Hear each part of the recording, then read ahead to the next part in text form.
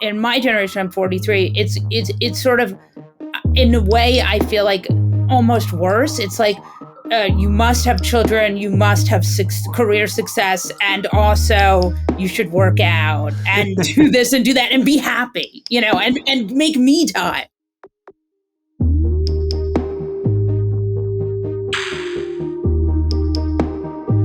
Where were you stuck in traffic in New York? Yeah, but it was like, the thing is,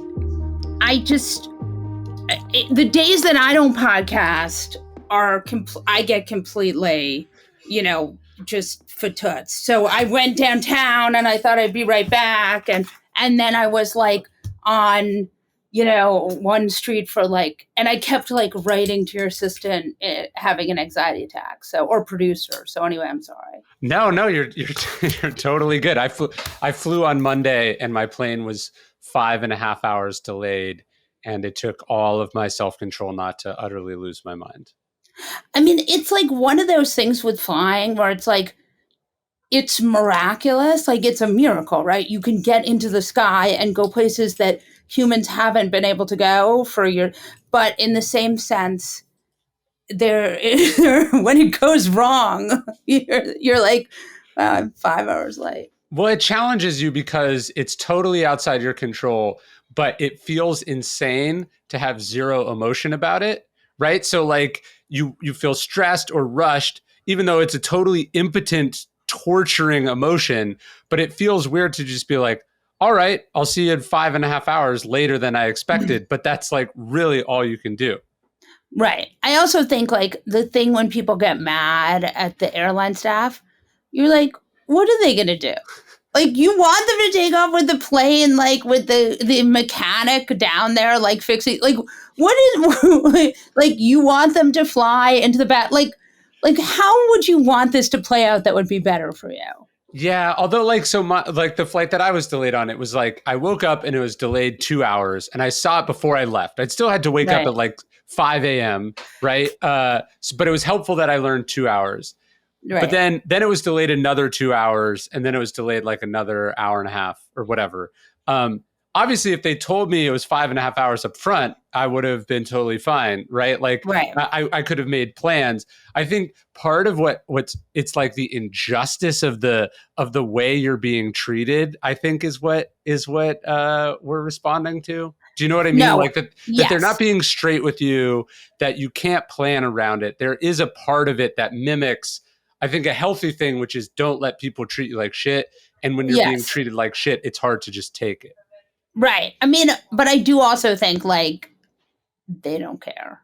Yeah, of course. One of my favorite bits of video is Ted Cruz screaming at the airport attendants. Yes. Do you know who I am? If you ever find yourself thinking those words, you have so lost the plot. Yes. Oh, it's so, I mean, I would even go I'm sober a long time, and they used to, some of the meetings that I've gone to where they've said, when you need to talk to the manager, when you ask to talk to the manager, you're in trouble. That's the moment where things have really gone off the rails. Well, that's where the higher power thing comes in. You don't have to accept a specific higher power, and you could just say the words. But I think the critical thing is realizing that you are not in charge. That's, I think, the wisdom of that idea. It's like, you're not in charge. And in fact, the people who are in charge don't care about you at all. And the sooner you accept this, the less distress you will feel going through the world. It's true. Well, I would also say, I don't even know that it's not that they don't care about you. It's that they're not thinking about you. Yeah, they're indifferent to you. Right. And I think it's this idea, I mean, the single most helpful thing I have ever heard, and it's been so true in so many relationships in my life, is that they're just doing it, right? It's it's an Al-Anon thing. They're not doing it to you, they're just doing it. And if you're in their way, and I'll have moments, especially in the last 10 years, where I will think to myself, this person is acting out something they need to act out, and I am in their way. Yeah.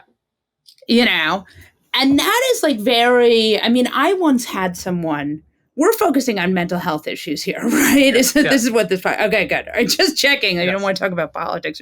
I was on a sports podcast earlier today. So, I mean, luckily they didn't ask me about sports, but so, I had someone try to make amends to me. And she started telling me about how she'd always hated me and had been gossiping about me and saying all these terrible things. And I thought to myself, like, this is what this woman has to say. Like, and the most sober thing I can do is just say thank you, and not say this is an insane thing to say to someone. Yeah. Yes, that you're actually hurting me by apologizing, but you're understanding that they're doing it for them and they don't have that much free will over it helps you not take it personally and just Yeah. see it as an event. I thought it said a lot more about them than it did about me. Yeah, there's a Yeah. Stoic line that it's not things that upset us, it's our opinion about things. So, like Yeah. you're saying, they're just doing it. It's just happening. Yeah. You're telling yourself that this is unfair, that this is cruel, that it's selfish, whatever. You're putting these labels on it. Right. And those labels are the source of your distress or pain or frustration. Yeah. I mean, I would also even, I might take it a step further, which is that over personalizing and bringing the ego into it is what really gets people, I think, is what causes the most hurt.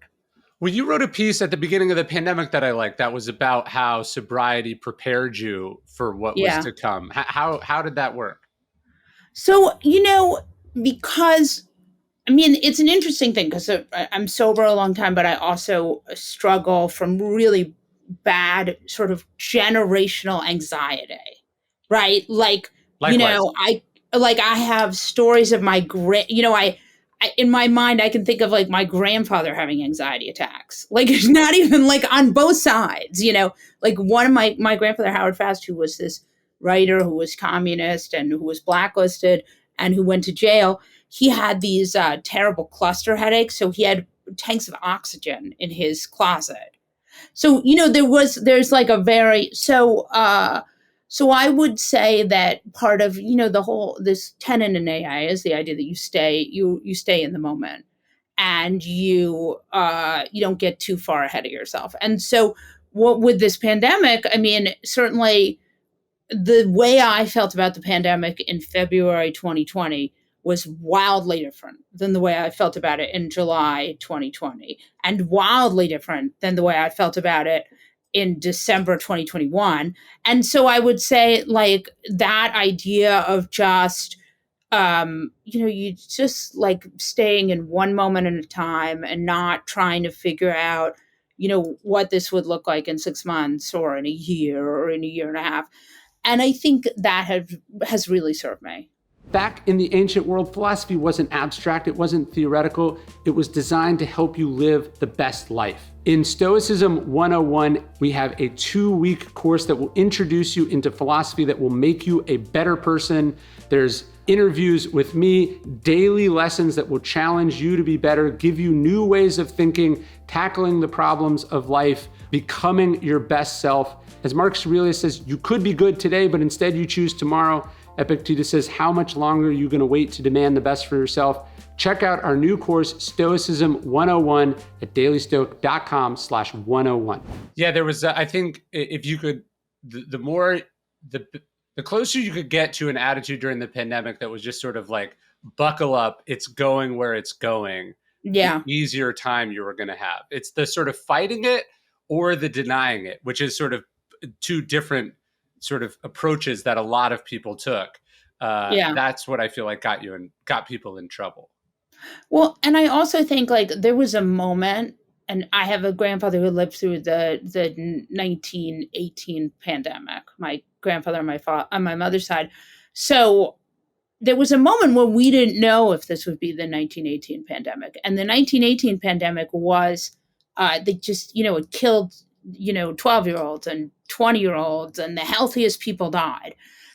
And I think that would have been significantly, I have actually spent a lot of time thinking that would have been significantly more traumatic than what happened, because even though it was crushing, and we lost 1 million people, and there are people who will be sick forever from it, and maybe, you know, there was a sense in which it wasn't as destabilizing, the idea that it went after people who were already in less good health. Now, that doesn't make it okay in any stretch of the imagination, and in fact, morally, I think we Americans went to a worse place because, there was a lot of like, well, grandma's got to go anyway. Grandma's going to go in 10 years or 20 years, which is that kind of, once you get into like, and actually, when I wrote this piece recently about teenagers in this post-pandemic age, they have seen us as a culture make a moral calculus about the value of human life. If you don't think that's going to breed a generation of nihilists, or at the very I think there already is a generation of nihilists. I think the problem is that it's breeding a generation of cynics, which is in a sense right? worse, right? And I actually struggle with this with my parents. My parents are boomers. To watch them betray all the things that they said were important to me growing up, as different things happened in the world, and it was no Right. longer expedient to care about those things, because now their retirement portfolio or their just day-to-day comfort in like discourse or conversation was threatened, to toss that out the window to go with something that to have to stick with what they like. I think we haven't yet discussed the generational trauma and consequences of that. Right. And I think that boomers, and I'm going to go out on a limb here. I hope you don't use this as the pull quote for the interview. Uh, Boomers are going to, they're a huge generation. They're going to live longer than anyone else in history. I mean, maybe they won't live quite as long because of the pandemic and the life expectancy has gone down in America, but they're going to live a long time. And they're going to have had a very, very a quality of life that the generations after them will not have had. Yeah. Because we have these quality of life. So they're set up for a fair amount of resentment already. Yeah. And I think that will continue likely. And that generation is just starting to be elderly. They're just hitting 80. Yeah. Yeah, I think it's going to be strange. Well, I was thinking about you because I just read this book, Baby on the Fire Escape. Have you read it?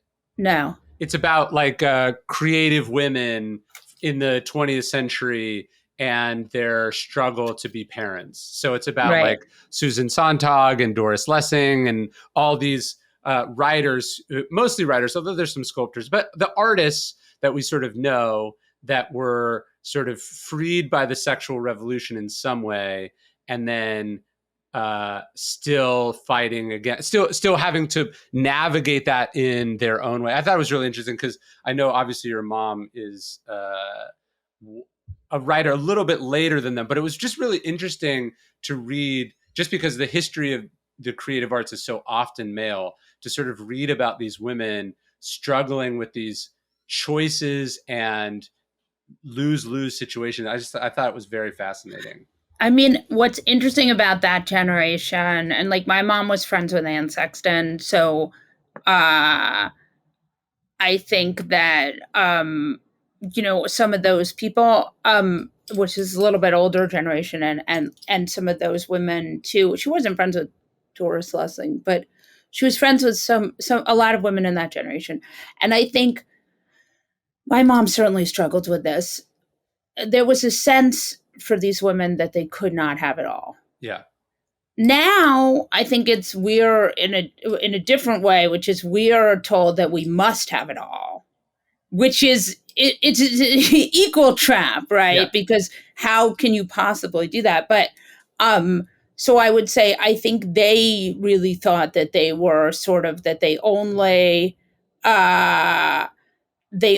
had very limited choices, and that they could sort of have these children, but they would have to be, very limited. And now I think we are sort of put, my mother was always like, it's a choice between my work and you. Yeah. And for us, I think in my generation, I'm 43, it's sort of, in a way, I feel like almost worse. It's like, you must have children, you must have career success, and also you should work out and do this and do that and be happy, Yes. and make me time, Well, what's interesting about the book is it, like Audre Lorde, Alice Walker, Toni Morrison, it's talking about all these writers.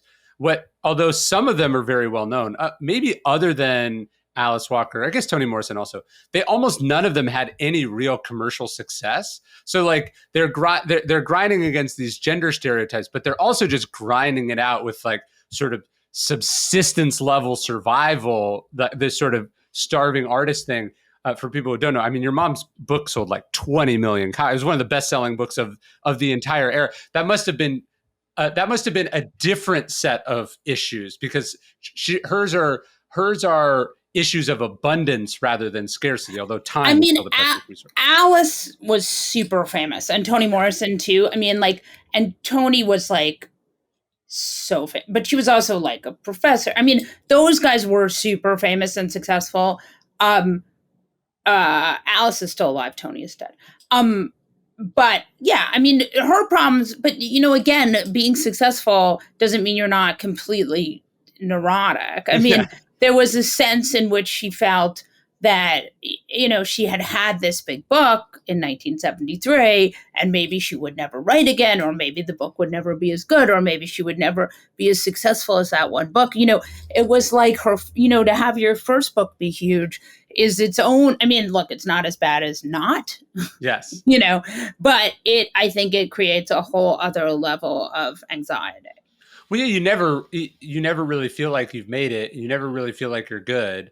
And then if you are driven, your drives just expand to want to exceed or beat what you've already done. So it's kind of this Yeah. treadmill that you get on that like family can feel like that it's fighting for a finite amount of resources. I think that's the Yeah. struggle. And I also think with my mom, she definitely worried that she would, and my grandmother had this too, her mother, where they worried that they would get lulled into parenting too much and that it would somehow take away from their work. Yeah. And so they would always be very anxious that maybe they would do too much parenting and that would somehow, Corrupt uh, them. prov- right, or prevent. And the reality is, I mean, my grandmother was a painter, my mother was a writer. They were both so profoundly bad at that kind of connection that didn't come naturally and did not take them over. And the anxiety about it made it even harder.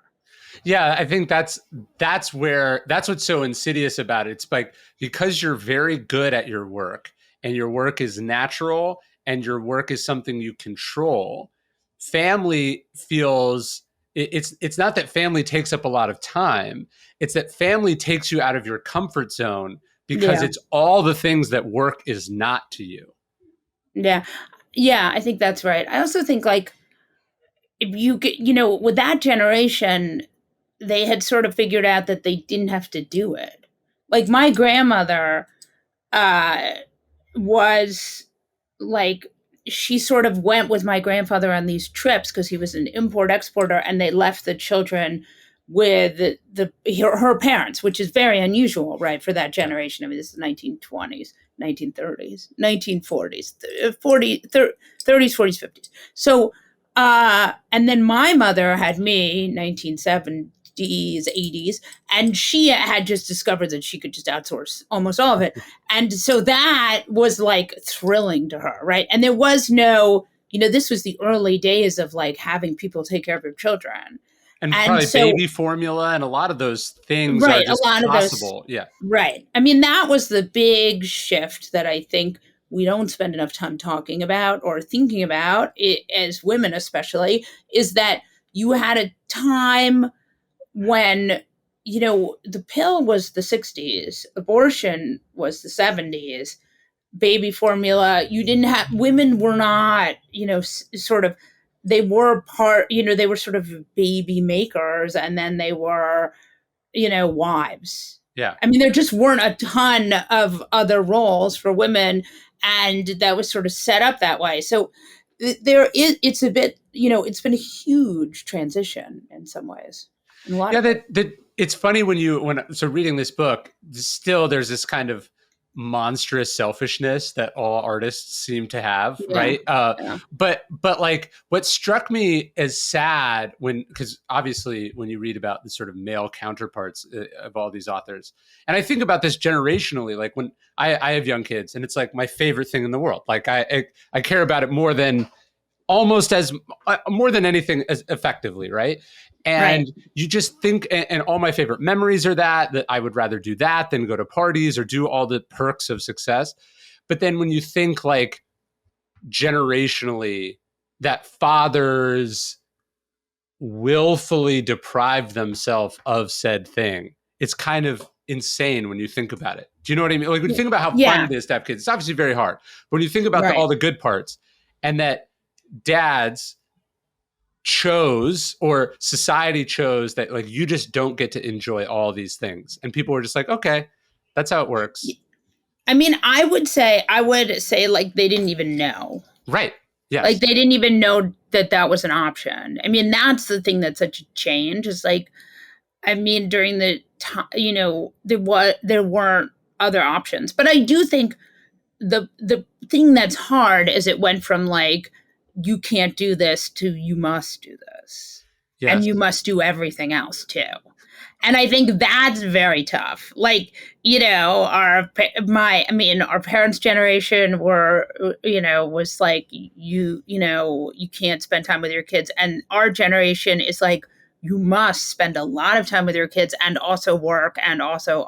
And so I think it's a lot. I mean, I think it's good. It's certainly better than the alternative, but it's also, it's meaningful shift. Yeah, my friend Austin Kleon, his rule is work, family, scene, pick two. And I think people struggle trying to get all three. The scene being, social media, the scene being parties, Right. Right. Right. the trips, the thing, ironically, that people glamorize and associate a creative profession with. Right. The idea that you're probably going to have to say no to those things if you want to actually be a good parent. Yeah, I mean, I think what being a good parent is when your kids are little versus what being a good parent is when your kids are old is like very different too. I mean, I have an 18-year-old and two 14-year-olds. So, like, when they were little, it was basically just sit there with them and stare Yeah. at them. As they've gotten older, like, that's been a sort of different a change in what was sort of needed from me. But yeah, I mean, absolutely. I think that is super important. And yeah, I think that's right. I loved your teenager piece because you were sort of asking this question is like, how do you, and I think it's a philosophical question even, but you're like, how do you tell people it's going to be okay when you increasingly doubt the truth of that statement, which I feel like Yeah. describes the last couple years quite tragically, but truthfully. Yeah, I mean, so I would say that, that's like a fundamental question as a parent in general. I mean, you could make the argument that in 19, and I'm thinking of like during World War II, there were American Jews watching what was happening in Germany. Could they tell their children it was going to be okay, right? Or the kids are doing these lockdown not even lockdown drills. These kids are doing nuclear drills in their schools in the 50s and 60s. Like, could you say it was going to be okay? I mean, so I don't know. I mean, I lived during 9/11. I was in New York. And after 9/11, like, there were two very relevant things that happened. One was that there were these like little earthquake reverberations of like anxiety where people would say, like, it's a code yellow. They found there's a truck there's a truck with no license plate on 43rd Street. We're going to shut down the whole city because, you know, right, because we can't find the registration on the truck. So there would be these little earthquakes, but then there was also, and there was a lot of anxiety about that. But then there was also like an actual problem with the toxic fumes from the World Trade Center that was actually poisoning people, and people didn't know it. And lots and lots of people died of cancer because they thought it was safe, Yeah. and nobody told them. So you had like a sort of a non-existent fear and a real fear, and both happening at the same time, and not and no one knew what was happening. So I think it was a very strange time to live in. And so could you say things were going to be okay then? I don't know. Well, yeah, I think that's the PTSD of coming out of the pandemic, and we've seen it. The reverberations of like, are murder hornets going to be a thing now? Right. Is monkeypox going to be a thing? Because Monkeypox, yeah. For a good chunk of, like, let's call it normal life, stuff happens. It bubbles up. This crazy thing. They're getting reports of this crazy thing. People are speculating about this thing, and the vast majority of the time, nothing comes of it. Right. So then, 1 out of 1,000 times, that thing turns into COVID or turns into 9/11. The thing happens. Right. Then how do you get back to a life where you're not hyper vigilant, right? Because parenting, you're already hyper vigilant. Then things happen in the world, and it exacerbates the hyper vigilance. But you can't sustainably or healthily live in a state of hyper vigilance. So that's the struggle of being a parent and a person in an uncertain, unpredictable world. Yeah. I mean, I would also add that I think we don't, like, one of the things that we don't talk about enough, which I think about a lot, is like part of why everyone is so in such a bad mood and so angry is because of this. Like, we are in this post pandemic kind of haze. And, people think like, because there's like this sort of rage going on in American life right now. And there's school shootings, there's crime, there's clearly, and you saw, and there's reporting today that there's also there's a lot of rural crime too. So it's not just in urban areas, like it's really everywhere. And part of it is people stuck in their home for a long time and the disruption. But part of it is this, like, this going back to normal, whatever that means, and the kind of mental, where the sort of, I think the sort of trauma of having lived through this experience.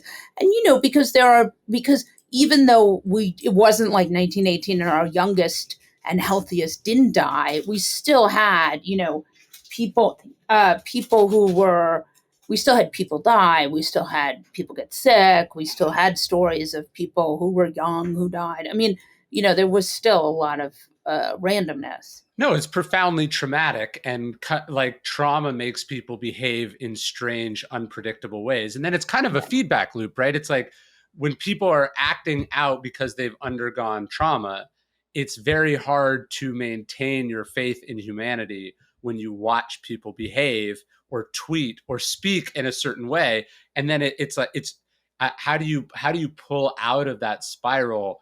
Or at the very least, how do you not ruin your kids? So they, like, you know what I mean? How do you not ruin them, like make them jaded, cynical, suspicious, etc., without also being dishonest, like you said, like pretending everything's fine when it's profoundly not fine? Yeah, I mean, I think that the question of, like, as a parent, there's a kind of want to fix things, and to tell your kids they'll never suffer, and it's a control thing. I don't know that how good that is as like a parent. I feel like it's almost better to let them have some uncertainty about the world. I mean, the problem with, I think, I talk to my 18-year-old about this a lot. The problem with this generation of teenagers is they have seen they've seen my generation, which is like younger than baby boomers. We're like, I'm young Gen X. Yeah. So they've seen us really not kill it. And in fact, the thing I always think about is like almost all of the leaders, or many of the leaders of political leaders, are in their 70s and 80s. Yeah. And we're all in our 40s and 50s and 30s, and like we're not running anything, Yeah. right? Like, I mean, we got Nancy Pelosi, we got Chuck Schumer, we got Mitch McConnell. Like, these people are septuagenarians largely, and there's a sense in which our generation is sort of back a burnered, and and then you have people like AOC who are like superstars, but they're in their, she's 32 or 30.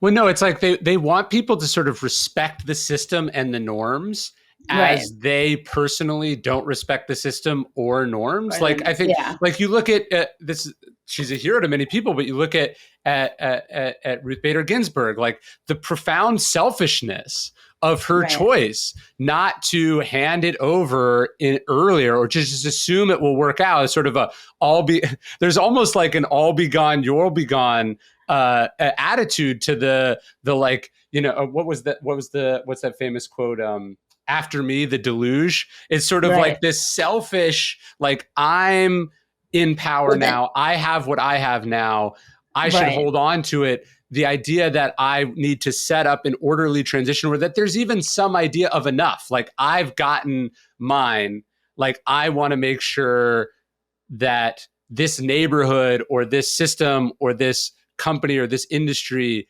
is on sound, younger footing, not just for the person immediately after me, but many people after me.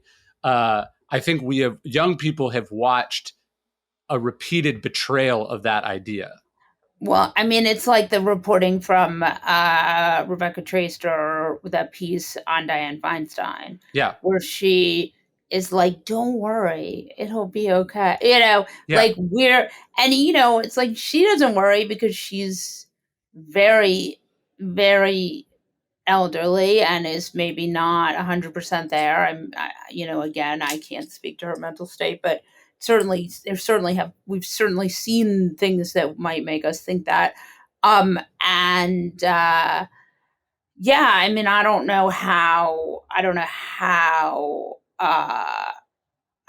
we get, we're stuck with this gerontocracy that is, I don't think I don't think their, they are not as committed to the future as they should be, I think.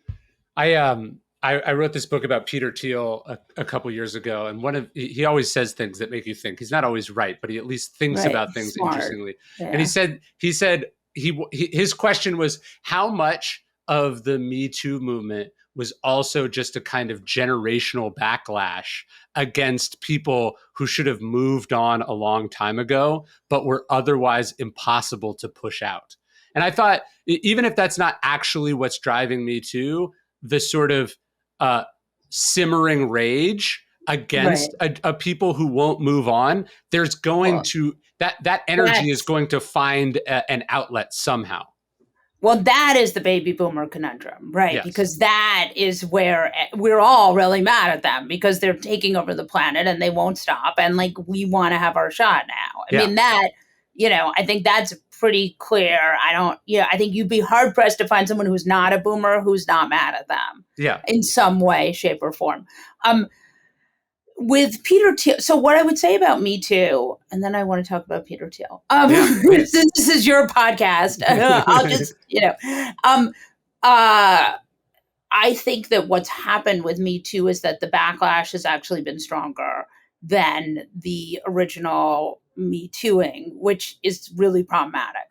I mean, the thing that's good is like behavior has shifted and people don't feel comfortable behaving the same way. The thing that I think is very problematic is that, like, the narrative of like backlash and these poor men who got, I don't know. I mean, a lot of these people were really behaving just beyond the pale for a long time, and no one ever said, I mean, it just, I mean, I think about, like, there was this Republican candidate for governor, Charles Graper, or Grouper or something, but I think it's called Groper. And, he like groped women in public, in the year. I mean, there were like a ton of eyewitness accounts of him like sliding his hand down a woman's shirt, and, like that kind of thing. It's not okay. Like, it's just not, and so I would say, and ultimately a lot of the people, like, for example, Kevin Spacey has numerous accusers, right? Like, they're going to court in the UK as 7, 5. I mean, a big handful of accusers, right? And then so you really do have. I mean, uh, Harvey was a rapist.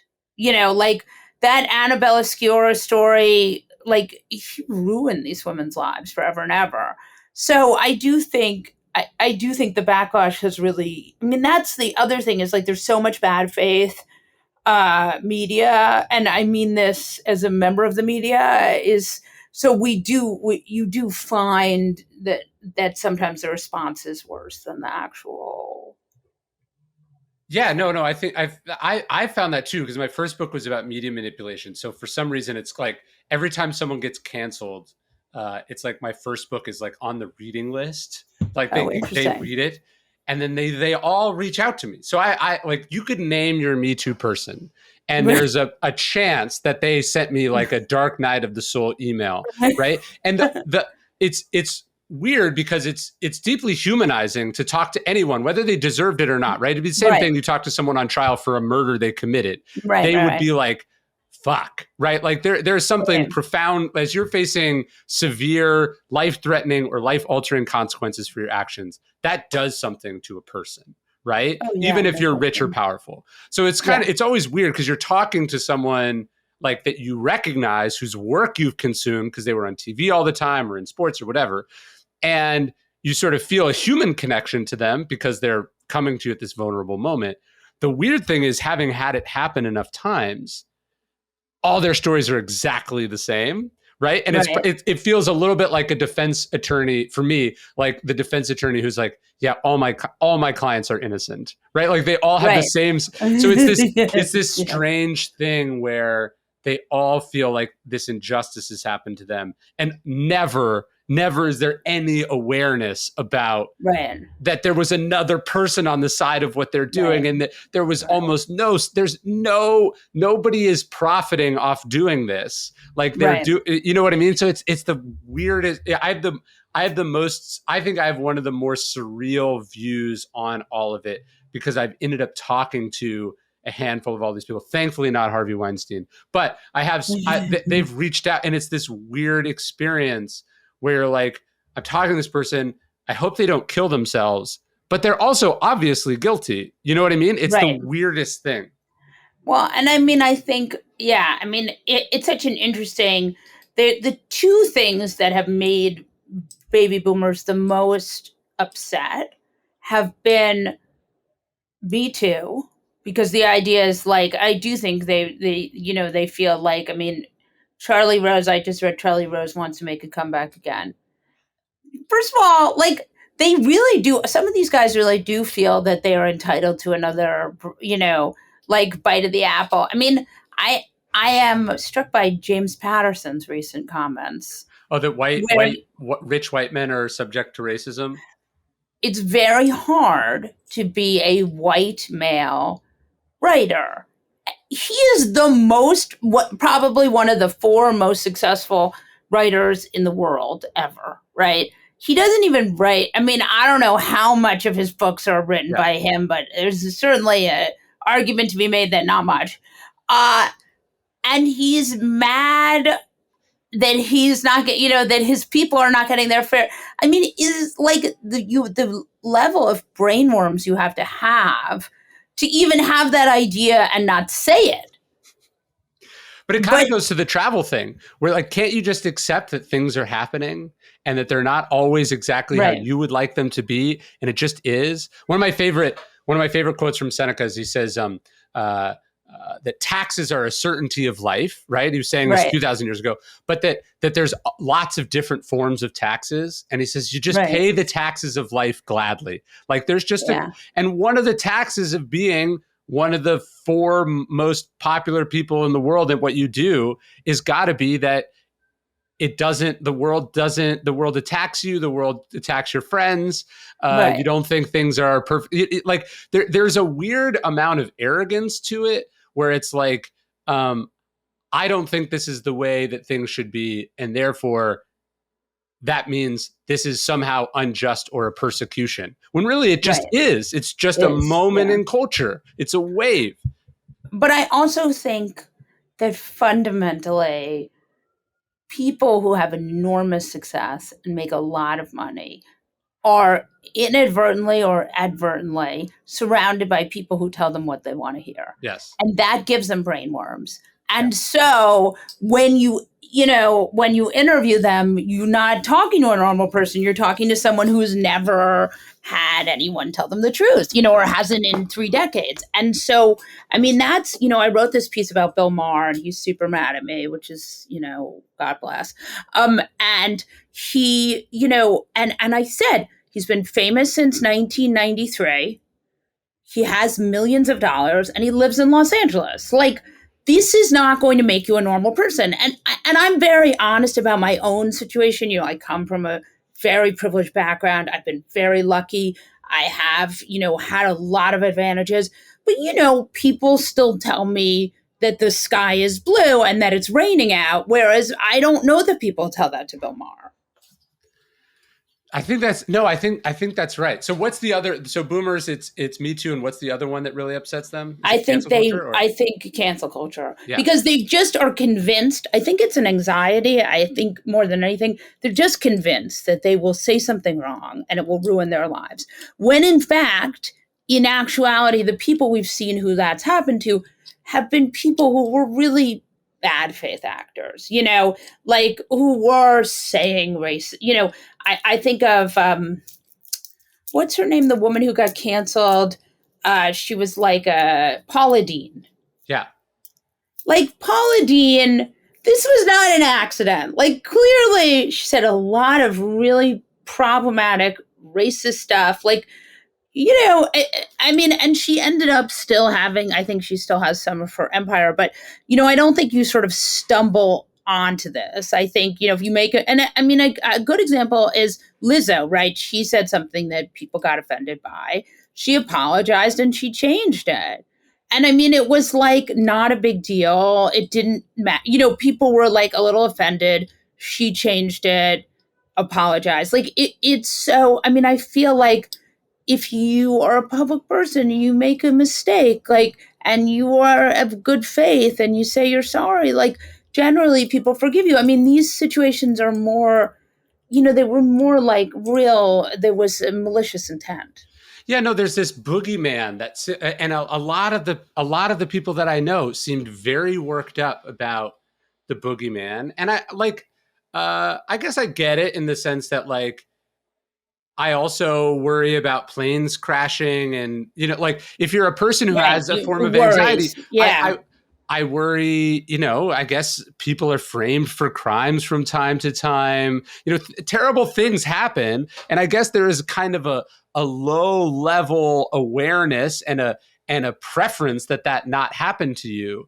But like when I watch people I know just sort of get radicalized by this like anticipatory fear of cancel culture or Me Too, it makes me wonder what happened inside their brain that this thing that's not only exceedingly unlikely, but is affecting so few actual people needs to be like not just like a thing that they worry about, but like the thing they go to the barricades about. It seems like the same with political correctness, which I guess these are all kind of the Right. same thing. It's But about I think it's about the same. yeah, Yeah. it's very strange. Yeah. No, I mean, I think it absolutely is. And I think that it is, and it's an anxiety. I don't think it's a reality, if that makes any sense. No, no, I think it's like it's also like when they do like Shark Week and then people are or there's like a trend of sharks attacking people, then it Yes. like I think it's a little bit like that too. It's this kind of moral panic about a Right. thing that it's not that it doesn't exist, but like uh it's certainly like the idea that like it so exists and it's so such a pressing threat that in Yeah. fact every other principle, idea, like ideology should be jettisoned to protect from that thing. That's the weirdest Right. part, right? You're like, okay, I belong to this political party the my entire life, but now cancel culture is a thing, so I will embrace and be fully sort of MAGAized in Right. anticipatory fear of this thing that college students are doing on campus in excess about cultural appropriate. It's always just struck me as like being clearly rooted in something other than what we're actually talking about. Yeah. I mean, I think that's right. I also think that it's just not, it's not, I mean, like, it's like the drag queen story hour. Is drag queen story hour, are, are people being heard? No. Are people being injured? No. Are people like this immoral panic, right? Yeah. People on the right are extremely angry about drag queen story hour. This is not, this is like something you can choose to take your kid to if you want to. You can certainly choose to not.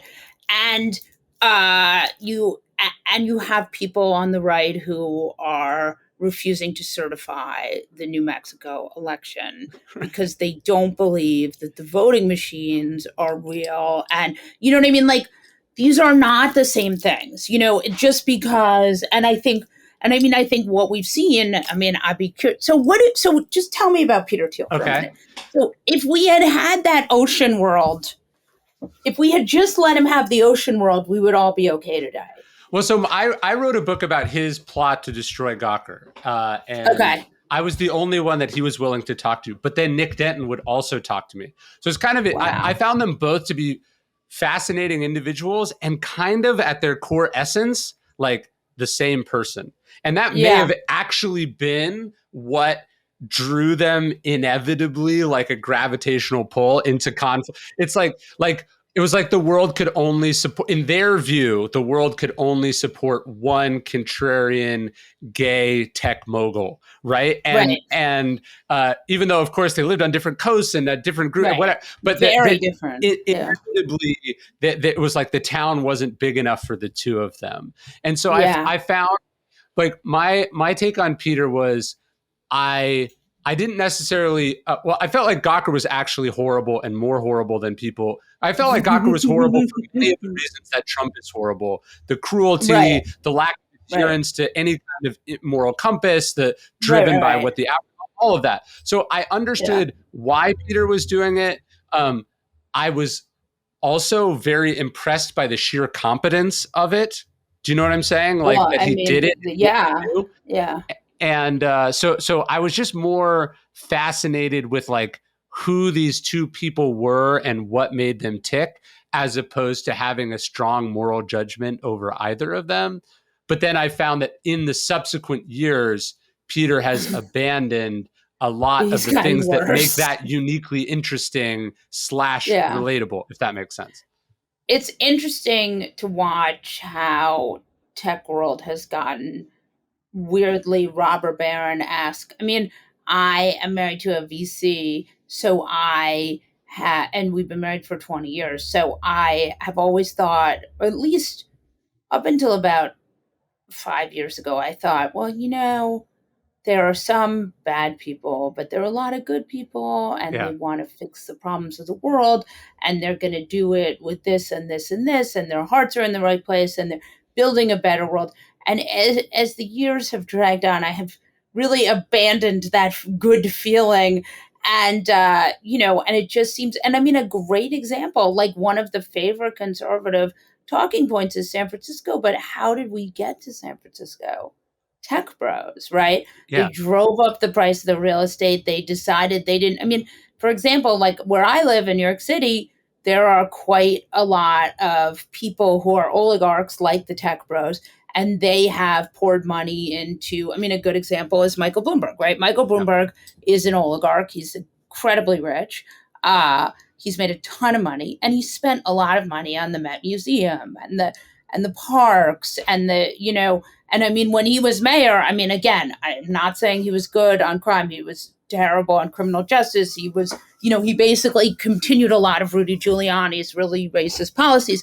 But he was very committed to this sort of, putting his money where his mouth was with philanthropy.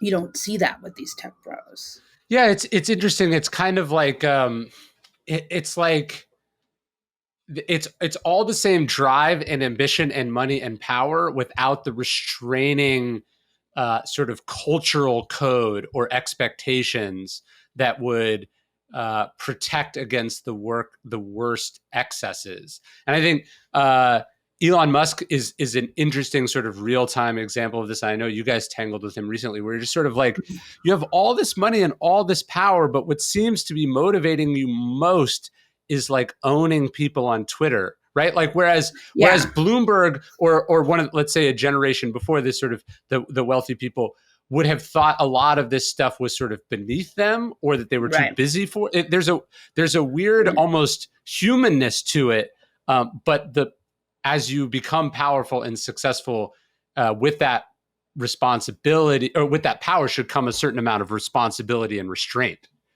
I wonder with Musk always how much of his personality is shaped by people liking him.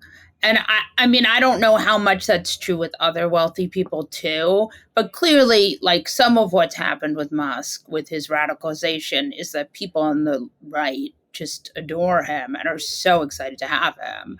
And people on the left are like, you sort of prove that you're, he sort of feels rejected by the Democratic Party and has gone on to the, so I don't know if this is like, he makes these sort of lame ideological excuses, but ultimately you have to wonder how much of this is just like narcissism and his own desire to be liked and popular. It's very Shakespearean. All of it is so Yeah. Shakespearean that even at that level, like when you would have millions or billions of dollars to sway you one way or another, at the end of the day, like humans are driven or repulsed by people, whether people like them, what they think of them, or just these traits that we picked up early on that we're just like, we're these kind of tragic figures who like can't stop ourselves from going down a certain road. I also think that with Musk, like the whole family wants to be famous. Like the mother wrote a book and she goes to the Met Gala. Like there's all sorts of layers of like weird kind of, you know, it's not quite like, I feel like you can have criticisms about Bezos, but like he bought the Washington Post, he has expanded it. I mean, there certainly are problems with Amazon, and I think is very tough on, that they need to do the things that are needed when it comes to unions for their workers. But I also think that, there has been, like that, a lot of these people do things that are really meaningful, and Musk is sort of trying to build like a, family brand. Yeah, it's very strange. Although I guess the left probably underestimates cultural power and what that power means to people, and Oh when it yeah. is capriciously or uh, unempathetically wielded, it can create certain enemies, right? You could argue Right. Trump himself is like almost entirely driven by by this. his hatred of the left. I Yeah, mean, I but would I was also, going to say by yeah, the single joke made at the White right, House by correspondent, Obama. just Yeah. that like you can set in motion that even Gawker itself, right? Gawker is ultimately destroyed 10 years after they sort of cruelly, snarkily out some person because they don't stop and think, what would it be like to be that person? What's interesting about Gawker too is that Gawker was like one of the first places to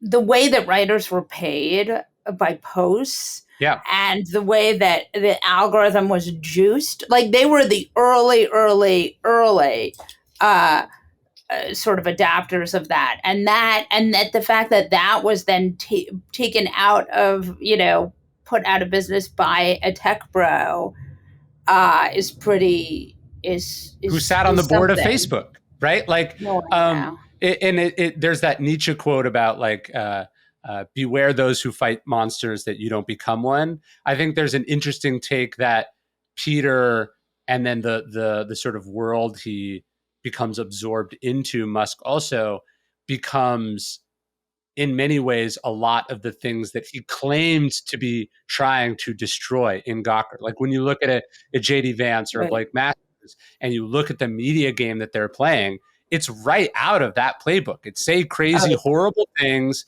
don't care about who it's affecting, but understand that even the reaction, the horror to it builds your brand and your recognition. And as long as your tribe isn't alienated by it, you're good.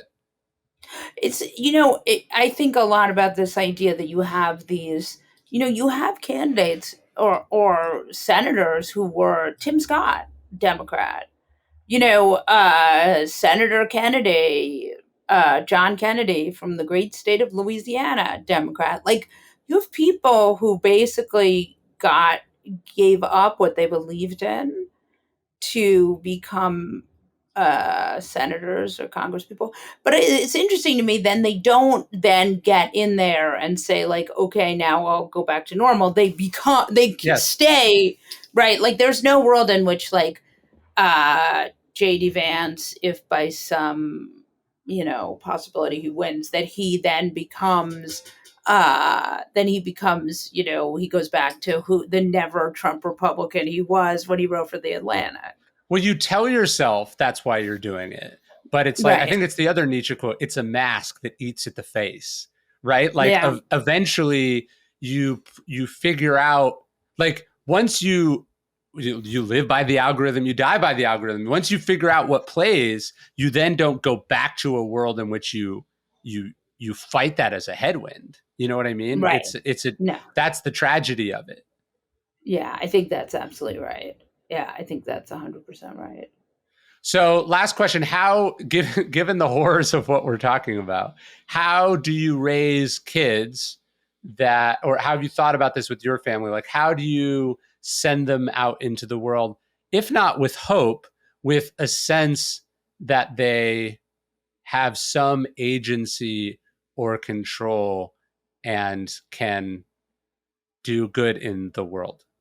So I think I've done a very good job with that because I was able, I don't know why, but I don't know if it was my parents exactly, but I always felt that I could do stuff and that I didn't need to wait for someone to give me permission. One of the worst things that you can do to kids is make them feel that they can't just go and do something, right? That they have to, get a PhD or they have to get a JD or they have to go to college and they can't do stuff until if society has deemed them ready.